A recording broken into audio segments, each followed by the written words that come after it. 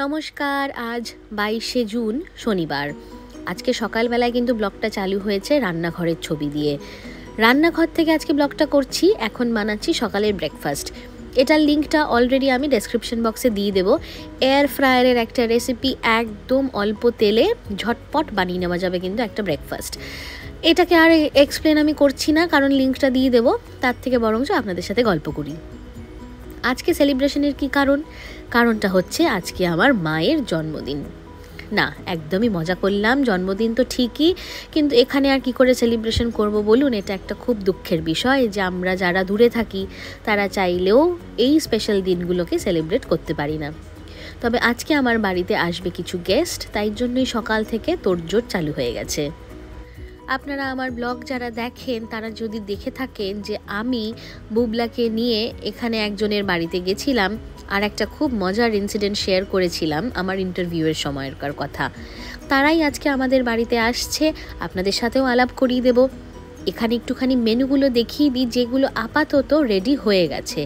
এখানে রয়েছে এঁচড় চিংড়ি, আর যেটা রেডি হয়েছে সেটা হচ্ছে ডিমের মালাইকারিও বলতে পারেন বা ডিমের কোরমাও বলতে পারেন। আমি ওরকম যদিও স্ট্রিক্ট কোনো রেসিপি বা কিছু ইউটিউবের রেসিপি দেখে ফলো করিনি, নিজের মনে যেটা এসেছে সেরকমভাবেই বানিয়ে দিয়েছি। যাই হোক, আমি যদিও প্রেফার করি বলা এটাকে ডিমের সাদা গ্রেভি। রান্না তো এখনও কমপ্লিট হয়নি, আর এটা চলছে এখন বিকেলের স্টার্টার বানানোর পালা। আর স্টার্টারে রয়েছে এগ পনির পাফ। এগুলোর রেসিপি আপনাদের সাথে ইন ডিটেলস এই ব্লগে শেয়ার করছি না, পারলে ছোট করে শর্টস দিয়ে দেব। আর এদিকে কিন্তু তড়িঘড়ি করে আমরা সাজাচ্ছি, ঘর পরিষ্কার করছি, চেয়ার টেবিল সাজাচ্ছি। কিন্তু এই যে এখানে আমার ছেলেটি আছে, একটা লেজ নেই যার, সে কিন্তু কোনো অ্যারেঞ্জমেন্ট ঠিকঠাক করে করতে দিচ্ছে না। তার কারণ একটার পর একটা চেয়ার সাজিয়ে ও এগুলোকে কিন্তু একটা রাইডস ভেবে নিয়েছে। এক চেয়ার থেকে আরেক চেয়ার, আরেক চেয়ার থেকে আরেক চেয়ার সমানে করে বেড়াচ্ছে। এখনও কিন্তু আমার চিকেন রান্না করা বাকি, আর রয়েছে একটা ডেজার্ট আইটেম যেটা আপনাদের সাথে নিশ্চয়ই শেয়ার করব। তার ওপর রয়েছে আজকে আবার ম্যাচ। আর ফুটবল প্রেমী বাঙালি মানেই তো আপনারা জানেন খেলা ছেড়ে এরা নড়তেই চায় না। কিন্তু কি আর করা যাবে, এরকমভাবেই আমাদের মিট আপ গেট আপ যাই বলুন না কেন, ম্যাচ কম্প্রোমাইজ করেই চলতে থাকে। গল্প হাসি ঠাট্টায় আমরা সবসময় এতটাই মেতে উঠি যে সেরকমভাবে আর ভিডিওই করা হয় না। তবে এরই নাম মনে হয় বাঙালির আড্ডা। আপনি আড্ডায় এতটাই ব্যস্ত থাকবেন যে আপনি সব ভুলে যাবেন। যাই হোক, শেয়ার করতে ভুলছি না আমি যদিও আমার চিকেনের রেসিপি। এঁচড় চিংড়ি তো আগেও দেখিয়ে দিয়েছিলাম, ডিমটাও আগে দেখিয়ে দিয়েছিলাম। স্পেশাল যেই জিনিসটা দেখানোর সেটা হচ্ছে আমার ভাপা সন্দেশ। ভাপা দইয়ের ভিডিওর ওরিয়েন্টেশনটা একটু গন্ডগোল হয়ে গেছে, তবে এটার রেসিপি কিন্তু আমি খুব শীঘ্রই আপনাদের সাথে শেয়ার করে দেব। একটু ভিডিওতে ঝটপট আলাপ করিয়ে দিই। অভিষেককে তো আপনারা আগের ভিডিওতে দেখেছেনই, আর কি সুন্দর মোগলাই পরোটা বানিয়ে খাওয়ালো সেটাও আপনারা দেখেছেন।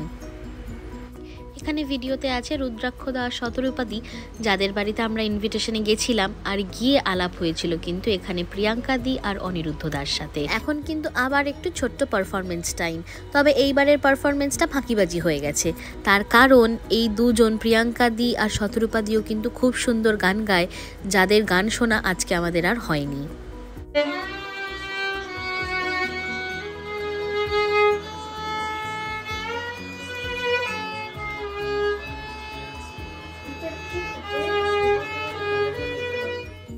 এক্সটেন্ডেড বার্থডে চলছে আমার, কি আর বলবো, এখনো গিফট পেয়ে যাচ্ছি, তাই গিফট একটুখানি আপনাদেরকেও দেখিয়ে দিই। এই যে এই শোপিসটা কি সুন্দর, এখানে রেখে দেখাই তাহলে বোঝা যাবে শোপিসটা। অসাধারণ শোপিসটা, এইটা পেয়েছি আর বাকিগুলো দেখাচ্ছি। আর এখানে আছে হচ্ছে একটা সোয়েটার, আর তাও আবার লাল রঙের, মানে আমার একেবারে ফেভারিট রঙের মধ্যে একটা, ব্ল্যাক আর রেড আর হোয়াইট, এই তিনটেই যদিও, মানে অসাধারণ রঙটা। আর এখানে আছে হচ্ছে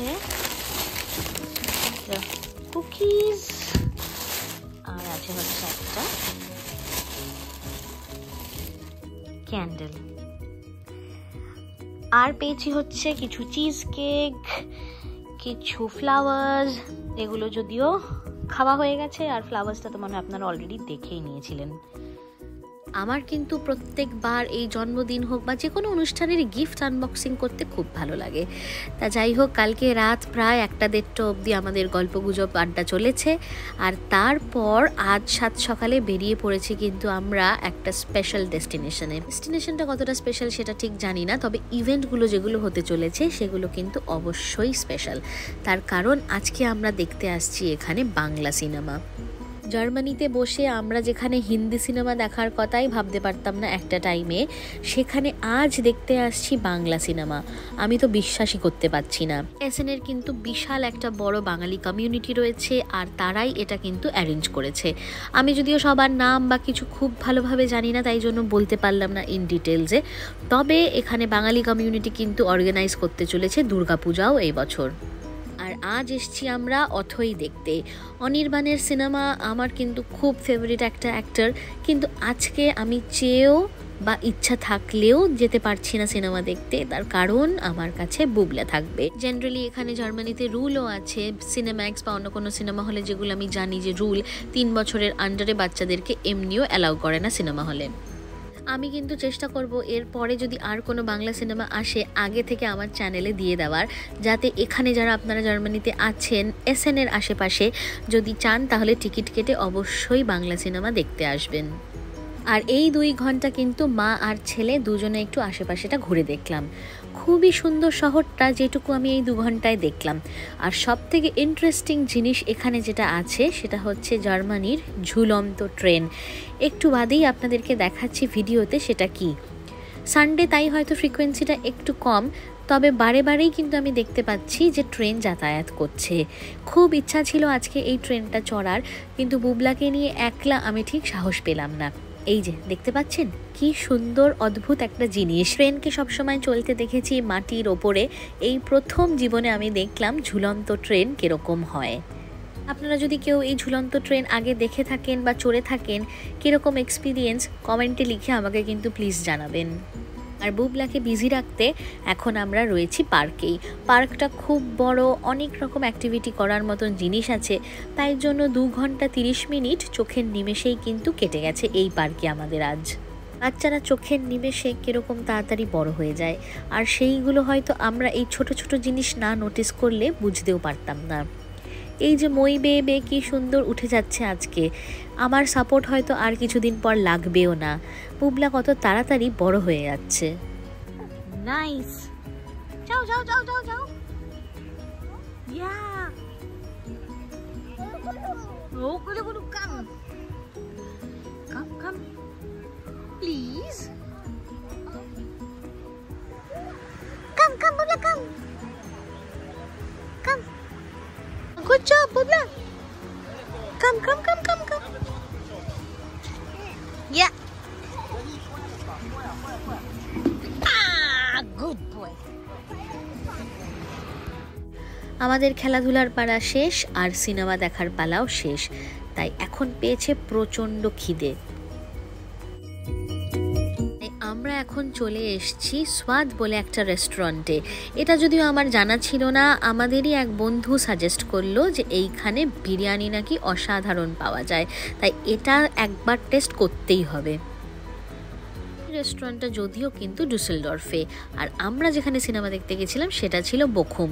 তবে হ্যাঁ, কানেক্টিভিটি কিন্তু খুব ভালো, পাবলিক ট্রান্সপোর্টও যথেষ্ট ভালো, তাই উইদিন 25-30 মিনিটস আপনি চাইলেই বখুম থেকে ডুসেলডর্ফ পৌঁছে যেতে পারেন আর এই অসাধারণ বিরিয়ানিটা টেস্ট করতে পারেন।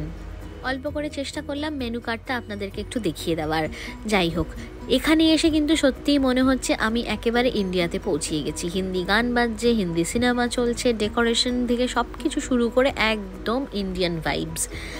আর যেটার জন্য অপেক্ষা করছিলাম সেটা কিন্তু চোখের সামনে হাজির। বিরিয়ানি দেখলে আমি আবার বেশিক্ষণ লোভ সামলে রাখতে পারি না, তাই কথা না বাড়িয়ে খাওয়ায় মন দেওয়া যাক। আর আজকের মতন ভিডিওটা আমি এখানেই এন্ড করছি। আপনাদের সাথে আবার দেখা হবে অন্য দিন অন্য আরেকটা ইন্টারেস্টিং ভিডিওতে। আর ততক্ষণ আপনারা আমার ভিডিওটাকে লাইক, শেয়ার আর সাবস্ক্রাইব করে দিন, আর আমি মন দিয়ে বিরিয়ানি এটা এনজয় করি।